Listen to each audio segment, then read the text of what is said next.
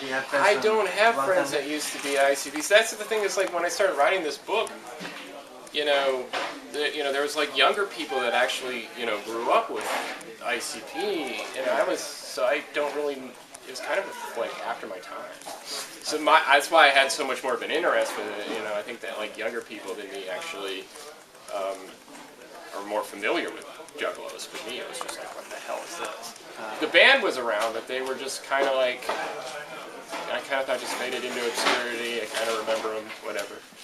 When was their most popular time, like when they came into, kind of mainstream? I think that's the The Miracle song, maybe? Yeah, well, the Miracle is when they became notorious, because it was a joke. Okay. Well, like, I think their biggest time was, I think it's just been a slow burn.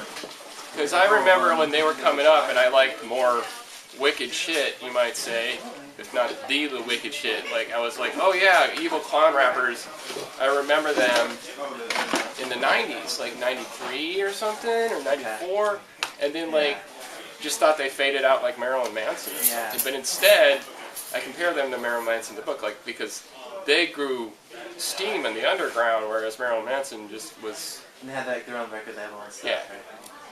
Yeah, so I think this is the height. Right now? Yeah. Oh.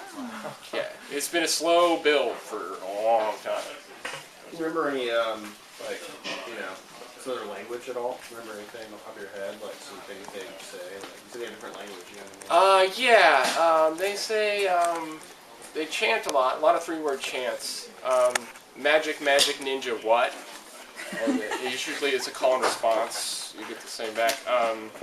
There's Dark Carnival, there's Shangri-La. There's Ninja, which is dude, pretty much. There's Floob and Scrub, which is kind of like, it's like being a punk, sort of like, look at me, I'm dirty and I don't give a shit, and then there's, that's all I can think of off the top of my head. What about the pictures you took? How does somebody see those? Like the pictures at the gathering? Well, we'll have to meet up. I think I might still have them on my camera. Okay. I didn't show the pictures to people. I brought an illustrator, and I feel like the pictures were kind of like just for my album, more or less. And I don't like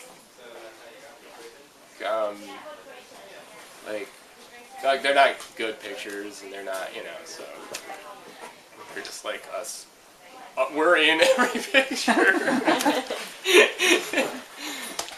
Well, I don't know if you covered this because I had to run up front, but isn't the family also the name of the Manson kind of cult?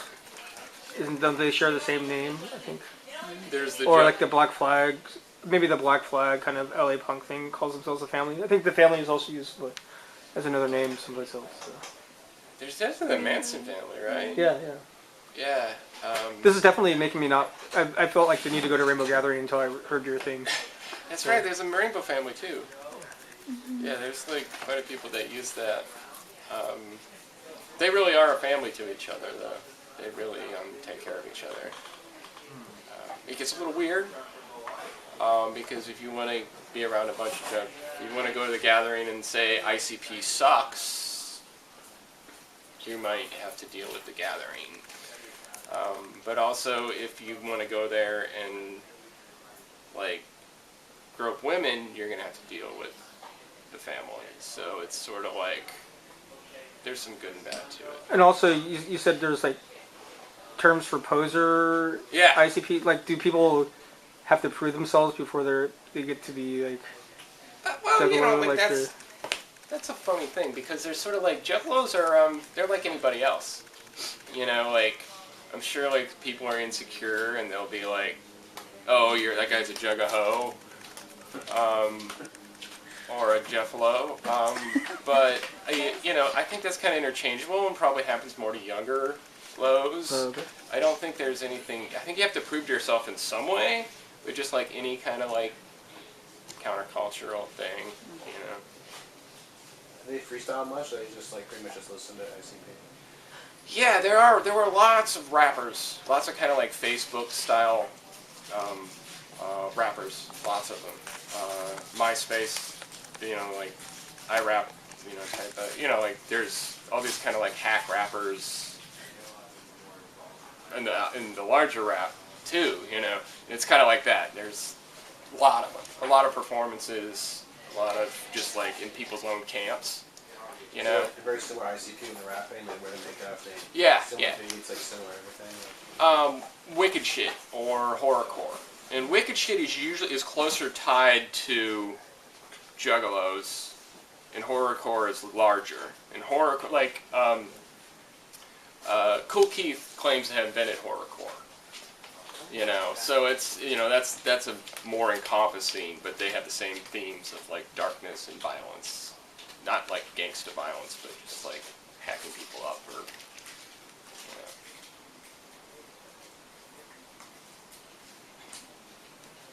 Why did you decide to do this? I saw people going to the grocery store in clown paint. And I was like, what the hell is this? And then I had this weird Jungian memory of the logo, and I was like, that's from something, I recognize that, and then I remember, oh yeah, the band with the pop and the, it's like, but that kid's like 16, it's like, that band was from 15 years ago, and then I did some research, and I kind of come from a shitty small town full of white people, not to say that, like, Juggalos are all white by any means, but, like,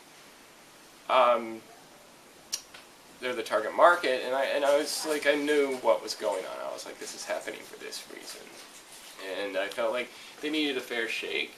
I feel like I don't like this, I don't think it's fair that they're dehumanized. I think they're involved in it because they're oppressed, not because they're Juggalos, but because they're marginalized and poor, and I thought the whole sort of like Vice magazine hipster take on it was very unkind and mean-spirited. And as you like to, as I said, like obviously in the book I don't mind like kind of making some jokes or just telling some of the funnier stuff that's going on, but I felt like they deserve to be treated like people and people that like allow them to speak.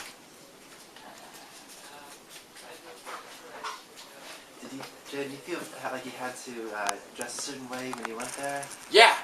I was like, I had a Bob Marley shirt. I was like, is this gonna work? Because I was like, well, no, that screams narc in every culture. And like, well, I didn't want to like be a poser. I didn't want to like and not even know who like Boondocks or Anybody Killer was or like their latest album.